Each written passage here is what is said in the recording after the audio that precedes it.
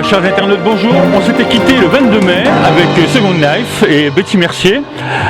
On se retrouve ce soir, toujours avec Betty Mercier. Et là, c'est pour faire un closing en fait. Hein. Oui, tout à fait. Et pour profiter encore d'une soirée de fin d'été à la Paillote Bambou, au bord de la mer, et c'est très agréable. Et puis pour parler de tous les projets qui vont arriver pour le mois d'octobre. Voilà, on va pas, comme d'habitude, on n'en parle pas tout de suite. On va présenter nos amis. Il y a Elisabeth Chadlas, Natacha, Karina Guibert, il y a Yann, et on va parler de lui parce qu'il y a une actualité avec lui. Alors, je disais tout à l'heure pour rigoler, mais c'était vrai en fait, la mère de tous, hein, oui, Hélène Mandroux, bonsoir. Madame le maire honoraire, c'est le ou la maire honoraire? Madame le maire. Madame le maire honoraire. Et puis le pharmacien de tous, à Montpellier, voilà, Bernard. Voilà, incontournable. Voilà. Alors, dans l'actualité, non, déjà un petit point pour Second Life. Lancé le 22 mai, distribué quelques jours après, oui. Et là je sais que, vous m'avez dit tout à l'heure, il y a une distribution prévue au mois d'octobre. Hein. Absolument, puisque pour Octobre Rose, donc le mois international du cancer du sein, va sortir le 2e épisode de Second Life Magazine, le 9 octobre. Alors, Hélène, elle est de toutes les, elle est dans les mauvais coups, de partout. Il est bon. C'est un bon. Il est bon. Hélène, moi je l'ai quitté concernant la discrimination. Il y a très peu de temps en arrière, et puis elle est encore là, et là pour une... Ah pas du tout, au contraire. Je voudrais pas dire qu'est-ce qu'on vous regrette, non, parce que je vais me faire tuer la pudée sur la toile de main. Mais félicitations, parce que vraiment, vous êtes de toutes les causes, et cette cause, elle vous tient, je sais, particulièrement à cœur. Ah mais là je suis effectivement aux côtés de Betty depuis le début, d'autant plus d'abord parce que je suis une femme, alors on ne sait jamais, moi aussi ça peut m'arriver. Deuxièmement, je suis médecin. Comment voulez-vous qu'un médecin reste passif devant une telle maladie? Et troisième, à l'époque, j'étais élue, responsable donc de tous les Montpelliérains et de toutes les Montpelliéraines, parce que je tiens à préciser qu'une atteinte, qu'elle soit en direction d'un homme ou en direction d'une femme, celui qui est à côté ou celle qui est à côté est concerné. Quand une femme a un cancer du sein, son compagnon est concerné, son fils, son père. Quand un homme a un cancer de la prostate, puisque c'est celui qui est le plus fréquent chez les hommes, sa compagne est concernée, sa femme est concernée, ses filles sont concernés. Donc tout le monde est concerné, et je crois que c'est surtout le message qu'il faut faire passer. Quand un membre de la famille est atteint, tout le monde est atteint, et donc tout le monde doit rester solidaire. Donc à ces triple titres, bien évidemment, j'étais aux côtés de Betty. Alors, on vient à l'actualité, Betty, oui. Hein, avec Yann. Oui. C'est lui qui va en parler, il est le plus à même, hein, c'est lui qui chante. Hein, c'est pas nous qui allons chanter ce temps. Yann. Oui. Eh ben, écoute, d'abord, moi je voudrais simplement dire que un chapeau extraordinaire à Betty Mercier, qui fait un travail formidable sur ces femmes, qui a créé une maison. Vous savez, le travail associatif est un travail très difficile, qui demande beaucoup de courage et de détermination. Elle en a, et elle est merveilleuse, déjà en tant que personne. Et je trouve que c'est admirable d'avoir créé cette maison-là. Et en effet, comme dit Hélène, très très justement, quand quelqu'un est atteint, c'est tout le monde qui est atteint. Moi, ça fait maintenant pratiquement 5 ans que je m'occupe du cancer. Notamment avec les enfants malades dans les hôpitaux. Et moi je suis en admiration pour le courage de ces femmes, et on est là pour elles, on est là pour vraiment les soutenir dans le solidaire, dans l'action, dans la médiatisation, c'est très important. Donc je dis vraiment bravo et félicitations à Betty Mercier. C'est l'hommage, hein, Betty. Hein, merci hein, Yann. Et tu ne nous as pas dit ce que tu allais faire quand même au mois d'octobre. Ah ben voilà. Voilà, il se chauffait. On lui repasse. C'est un ambassadeur, voilà, c'est ça surtout. Voilà. C'est ça dont je voudrais qu'il parle. Alors, monsieur l'ambassadeur. Mais surtout une voix exceptionnelle. Non, mais je voudrais dire surtout une voix exceptionnelle. Moi, je me souviens d'un jour où je l'ai entendu chanter la Marseillaise au Pérou. Hein. Ouais. Voilà. Non, parce que je crois que la voix de Yann, elle surprend. Comme je le disais tout à l'heure, on a l'impression que c'est un extraterrestre qui chante. C'est une voix incroyable, absolument fabuleuse. Et au début, elle peut étonner, puis après, on se laisse prendre par cette voix. On la suit et moi j'adore, par exemple, quand il chante Porgy and Bess. Alors là, Porgy and Bess, moi quand il chante ça, je me régale. Après, on est emporté, vraiment emporté. On est envoûté. On s'envole, oui, vraiment. Presque envoûté. Alors, monsieur l'ambassadeur. voilà. Alors, comme dit Betty, je suis l'ambassadeur du ruban de l'espoir. Donc cette cause pour les femmes atteintes du cancer du sein. Donc c'est cette action de sensibilisation dans toute la France. Parler justement, je vais faire un travail vocal avec les femmes, les faire travailler vocalement. Et puis parler de cette action et donc dans toute la France, donc avec le ruban de l'espoir. Et je fais un clin d'œil bien sûr à François Célin et à toute son équipe qui est formidable, mais je dis chapeau à Betty. Bravo Betty. Alors peut-être dire ce qui va se passer le jour.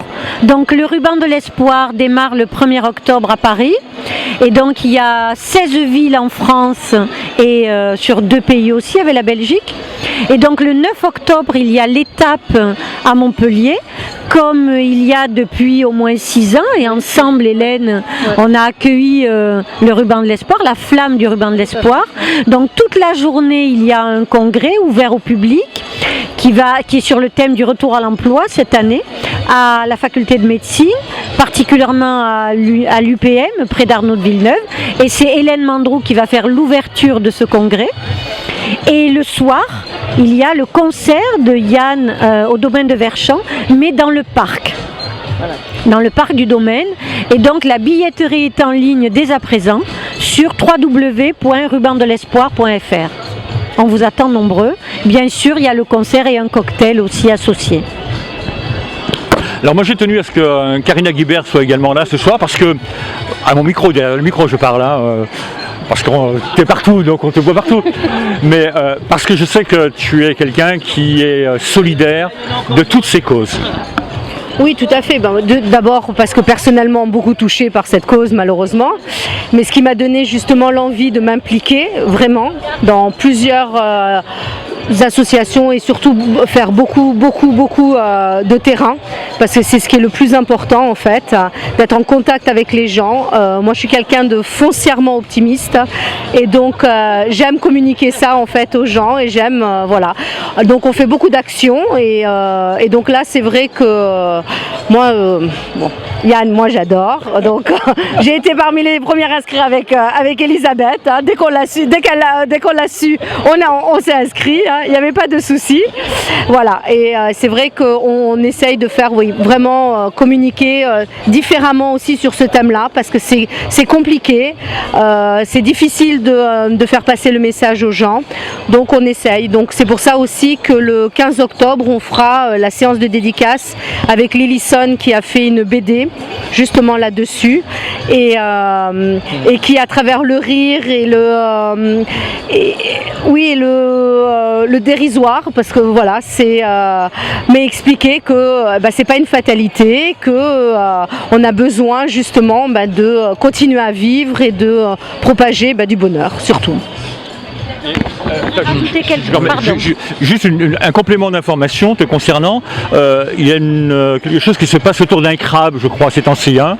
Voilà, tout à fait. En fait, l'association La Montpelliéraine organise au Gaumont, donc le 10 octobre, une exposition et surtout pour montrer aux gens ce que sont devenues ces jeunes femmes qui se sont prêtées au jeu très difficile de se laisser photographier et de s'exposer, de montrer que il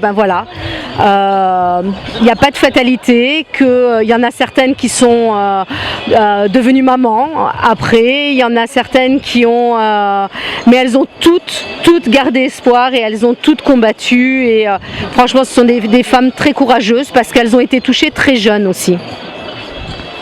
Alors, moi j'ai été touché également la semaine dernière parce qu'on a participé à quelque chose à éphémère. Oui. Et moi j'étais ravi de voir que les deux associations, une qui dans la prévention et l'autre dans l'accompagnement, oui. Vous étiez main dans la main, côte à côte. Et ça, mesdames, félicitations, parce qu'il y a très peu dans le milieu associatif de personnes qui arrivent à s'entendre. pour beaucoup, c'est le drap à moi, et puis voilà, que vous avez vraiment fait la démonstration au grand jour, que vous aviez la même passion, le même but et la même envie de vous occuper d'autrui. Et ça, Absolument. félicitations. Tout à Alors, un fait. petit complément, donc. Oui, parce que justement, Karina parlait du 15 octobre avec Lillison et puis sa BD La guerre des tétons. Et nous, ça a été dans notre premier magazine un coup de cœur pour cette BD. Et c'est marrant parce que le hasard a voulu, c'était incroyable. Et dans le deuxième tome de Second Life, on va justement parler aussi, on a interviewé Lillison et bon, c'est formidable et j'espère que nous aurons l'occasion de la voir à cette occasion-là. Et merci. Exprès pour ça et franchement, elle est très Attends. reconnaissante. Elle est très reconnaissante et elle aime beaucoup aller au-devant des gens. C'est quelqu'un qui a été touché par la maladie et qui essaye vraiment de communiquer justement avec les gens. Et c'est une formidable opportunité que vous lui avez donnée. Et c'est vrai que là, elle vient à Montpellier, donc on est très fiers en fait. Alors, c'est le closing, enfin, le mot est gros, mais pour Second Life. Quoique, la semaine prochaine, non, au mois d'octobre, il y a un numéro qui sort. Hein. Bien sûr, le 9 octobre, donc, pour Octobre Rose, un numéro qui va sortir justement à cette occasion. Alors, Second Life, on le trouve où? Comment on se le procure? Alors on peut très bien s'abonner aussi pour pouvoir le recevoir chez soi. Sinon, les bonnes pharmacies, Chez Bernard. les hôpitaux, facultés, tous les commerces, les coiffeurs, là où il y a de la salle d'attente, parce qu'il ne faut pas croire, le papier on en a encore besoin parce que ce sont des gens qui passent beaucoup de temps à attendre. Mais on a voulu que ça soit un magazine ouvert, santé en général, et donc voilà, là où on a du temps pour pouvoir lire un magazine d'information. Alors, je ne vais pas donner la parole à Elisabeth, mais je sais qu'elle me comprendra. Elle est dans d'autres associations également. Je sais qu'elle est très active dans ce milieu-là. Et je sais qu'elle partage ce que nous partageons ce soir. Hein. Oui. Alors moi, si j'ai quelque chose à dire, c'est de penser à se dépister. Voilà. Et surtout, vraiment le faire, parce que bon, tout le monde peut être touché et défendre la cause des femmes, vraiment se dépister. Et merci à Betty, qui est quelqu'un de formidable. Et notre Yann, il me tarde le concert. Alors, chère Betty, j'espère que vous ne m'en voudrez pas, mais on va laisser le mot de la fin À Hélène. à Hélène. Bien sûr. C'est Chère évident. Hélène, le mot de la fin. Alors là, le mot de la fin, mais j'allais dire, c'est pas, pour moi c'est un début, c'est une continuité. Parce que ce qui est important, c'est que ça ne sera jamais fini. Le problème, il n'y a pas de fin. Il n'y a pas de fin, c'est une maladie qui existe depuis des millénaires, qui continuera. Mais nous savons en guérir, nous pouvons guérir et nous savons qu'il y a une vie après cette annonce dure de l'apprentissage de ce cancer dont vous parliez tout à l'heure. Mais la différence aujourd'hui, c'est qu'on sait qu'après le cancer, après ce crabe, il y a la vie. Et c'est ça qui est le plus important. Et je vais terminer dans le fond par une phrase dont je vous parlais tout à l'heure. Une phrase de Lao Tse. Écris tes peines dans le sable et grave tes joies dans la pierre. Voilà. Donc, il y a de la vie après la maladie. Merci, super.